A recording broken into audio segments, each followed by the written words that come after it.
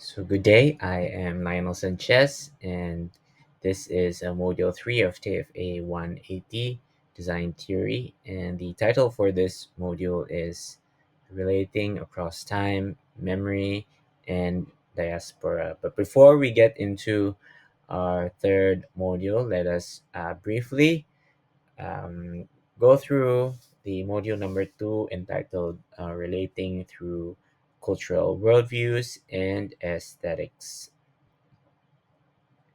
So, in summary, module number 2, reflecting on aesthetics, symbolism, and ideals, is a first summary for module number 2. The theory behind this is aesthetic philosophy and cultural semiotics. Aesthetic philosophy and design somehow helps us to understand how people create and see beauty in different ways. And it also talks about how shapes, how colors, and styles can show what a culture values or believes in. Um, in this module, writers like Roland Barthes and Umberto Eco and Susan Sontag remind us somehow that design is not just about making pretty things, it also sends messages and tells stories. So, for example, Barthes said that design is like a somehow like a language or made of signs and symbols that show what people think is important. Designers also use images, patterns, and materials to express ideas about who we are, what we believe in, and how we live.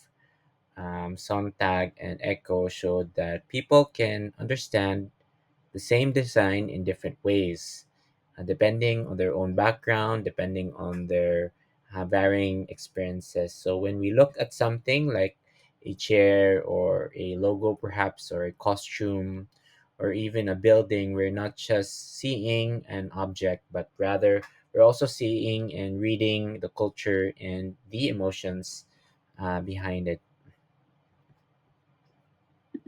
The second point, to summarize Module 2, is reflecting on aesthetics, symbolism, and ideals, which is cultural aesthetics.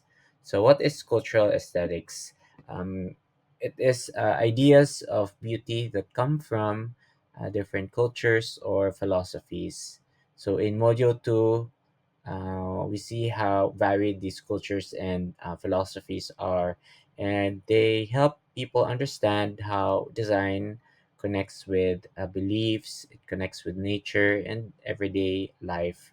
So, examples include Japan's Zen or Wabi Sabi, which is beauty in imperfection, or even China's Feng Shui, which is balance and energy and flow, or India's Vastu Shastra, which is a harmony between people, the environment, and with God, or Indonesia's or Malaysia's customs and traditions. So these systems are more than just styles. They come from deep relationships between people, the nature, and the universe. They guide how objects are shaped, how spaces are arranged, and what materials are being chosen. So when designers use cultural aesthetics, they think not only of about how something looks or works, but in terms of cultural aesthetics, it also is about the values and the meanings behind it. So, for example, designers might design with imperfection, like for example, wabi sabi, or good energy flow, like in the case of feng shui, or community resiliency, like Filipino bayanihan. So, these ideas help designers create works that are both beautiful and meaningful in their own cultural setting. So the third and final point, to summarize module number 2, is affect theory and design. It is a study on how our feelings and uh, body reactions influence the way we connect with objects and spaces. So in design, it also helps us understand how colors, how textures and sounds even movements can make people feel certain emotions. So for example, soft materials can make us feel calm or safe, while bright colors can also make us feel excited or even alert. See, researcher Sarah Ahmed in 2004 explained that emotions have moved between people and objects. Emotions move between people and objects, and they can stick to things and shape how we see or how we experience them. When designers work with affect, they think about how a design will feel, not just how it will look or how it will function. So this is especially important in things we use closely, like the clothes we wear, the furniture we sit on, or even wearable devices. Um, Designing with effect means creating emotional and sensorial experiences that people can truly connect with. So, in summary, the three points for module number two. And now let's go on to the lesson proper. Again, the title for module number three is Relating Across Time, Memory, and Diaspora. So, in this module, we will explore how our memories, stories, and cultural roots can inspire creative design, and we'll look at how people who move to different places, no, or come from different backgrounds show their feelings of belonging and their identity through what they make and design.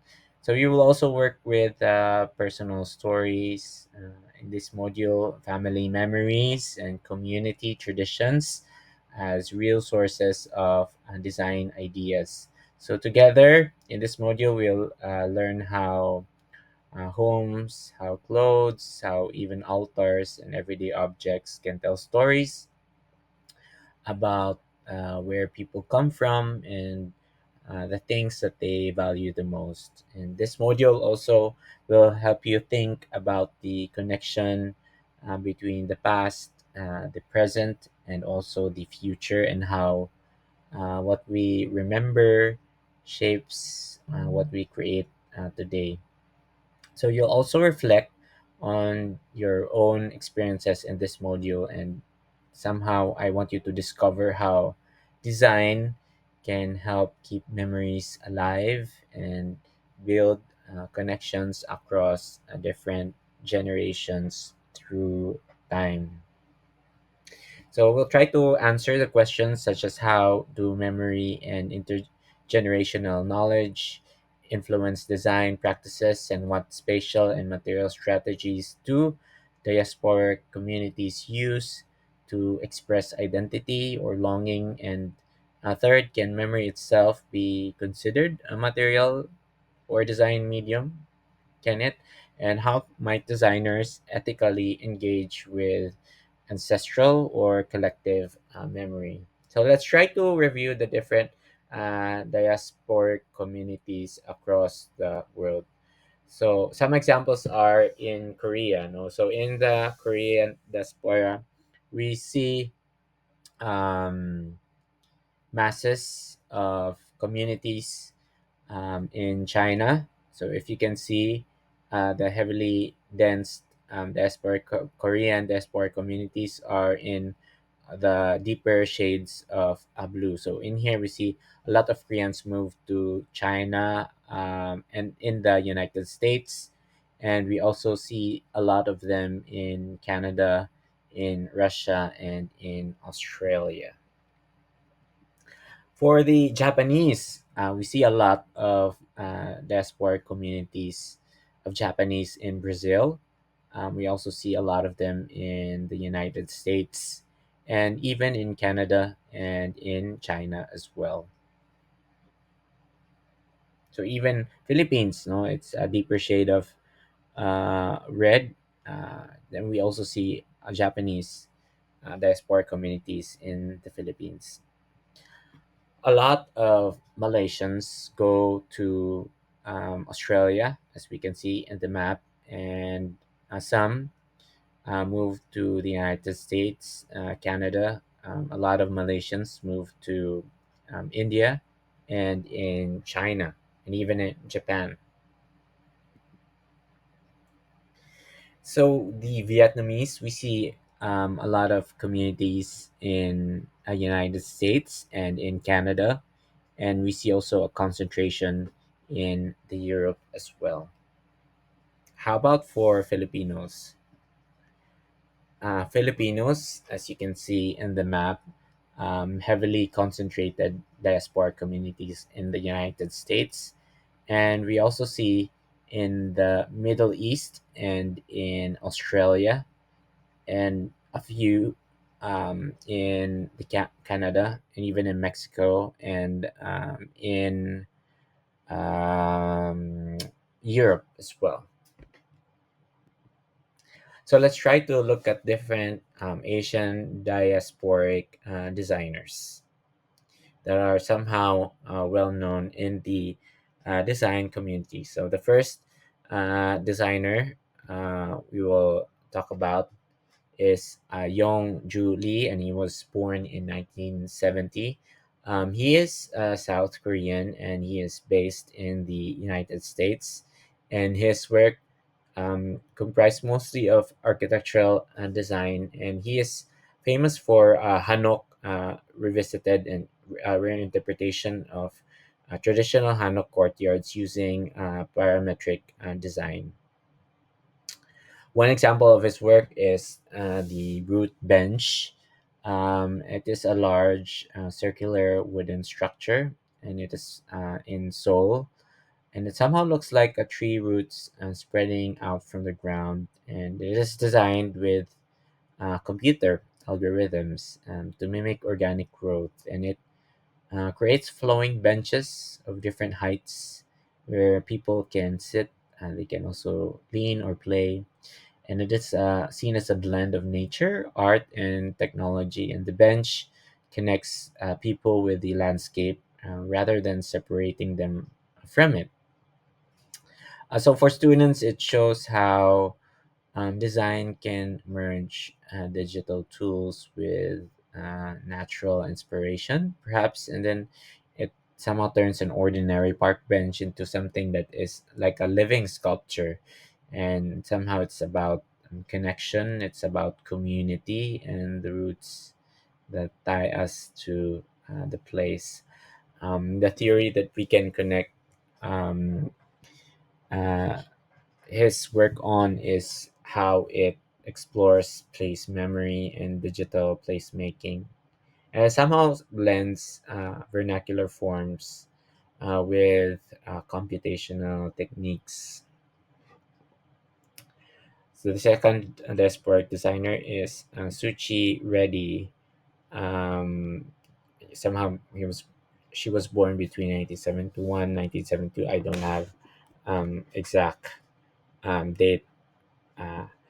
Uh, she is an Indian American, but now she is based in the United States, and a lot of her work deals with architectural and interior design.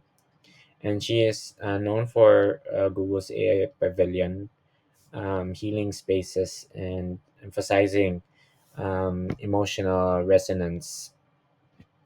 So this is the Google AI Pavilion, and Reddy designed the first flagship Google retail space in New York, making technology feel warm, interactive, and human-centered. And instead of cold displays, the store features curved paths, you can see in the picture, and soft lighting, and discovery boxes along the windows that use AR or augmented reality. And somehow it lets people explore products even from the sidewalk. And Ready in here applies her belief that form follows feeling. So by shaping spaces that somehow respond to how people sense and move, choosing friendly shapes, choosing friendly textures and lighting, and it is intended to calm and to welcome the visitors. Uh, as mentioned, the theory behind the work is neuroaesthetics and form follows feeling, integrating well-being, placemaking, and memory in the built environments. The third designer is Shusaku Arakawa. Shusaku Arakawa was born in 1936 and passed away in 2010. He is a Japanese, by the way, but he was hugely based in the United States. He was also into architecture, and he was famous for the work entitled Reversible Destiny Lofts. It was work that destabilizes domestic comfort to expose bodily awareness. These Destiny Lofts are somehow like a radical series of apartments designed to challenge the idea of comfort and stimulate the body and the mind with uneven floors. And you can see the very bold colors, the poles, the ladders, and even the curves or the spheres that force the residents to move different, from differently, and somehow some relate remain alert all the time. So rather than being smooth, these interiors provoke spatial awareness and physical engagement, like walls, the ceilings, and the floors are all somehow part of a playground, of living, as what is termed a playground. So the architects believe uh, that by living in a space that resists passivity, people could somehow become more conscious of their own bodies and perhaps extend vitality rather than passivity. The theory that we can attach behind um, his work is the radical diasporic or post-human architecture, questioning permanence and comfort through body spatial perception. The next designer is Min Jae Kim, and he was born in 1989. He is a Korean, but he is already based in the United States, and he is into furniture and interior design. One of his notable works include anthropomorphic fiberglass furniture, furniture that are humorous and memory-rich objects. Min Jae Kim designs very whimsical and anthropomorphic furniture, and sometimes in quilted fiberglass, and also a lot of it in lacquered wood that feel like they were characters that you might meet in your memory. Like, for example, a chair that looks like it's stretching, or a seat hinting at a torso, or a lamp with very playful folds, blending humor, touch, identity, and the material narrative. The theory that we can attach Minjay's work is how it blends traditional joinery and personal narratives, creating a lot of hybrid and emotional artifacts that reflect diasporic identity. And the last designer that we will tackle is Mireille Monticelli, is Filipina, somehow born within the mid 1990s. And of course, she is a Filipina, and she's based in Milan, Italy now. And she's into industrial design, specifically lighting and home objects. And she is famous for using banana Banaka. She calls the her material Banaka, and it is a banana abaca material from the Philippines, and is handcrafted, um, sculpted into sustainable and lighting forms. And so this is her work,